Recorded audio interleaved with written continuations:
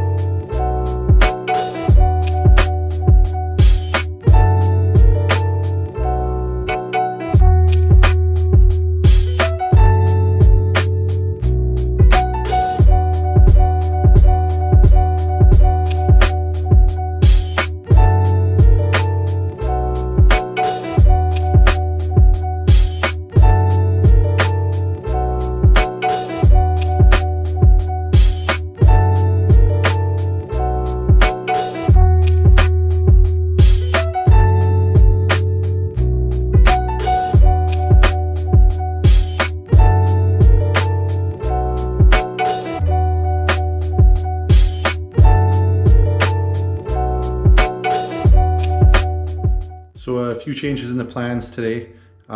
First off, I did make a bit of an error when I was squaring off the ends of my table.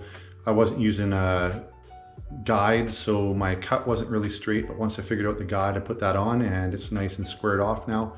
A little shorter by an inch than I wanted, but that's okay as long as it looks good in the end. As far as the under mount wire management situation that I was trying to build, I don't have a plan, so it's kind of go on the fly. I did cut a couple pieces too small, so luckily I had some extra wood. But that's now laminating, as you see right here.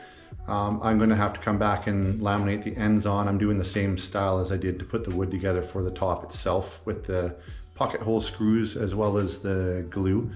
So I'm going to make a third portion to this series where I finish it off and I stain the desk. And if I have legs by then perfect, I'll add those in that video. But for now, make sure you hit that subscribe button, turn on the notifications box, and leave your comments down below.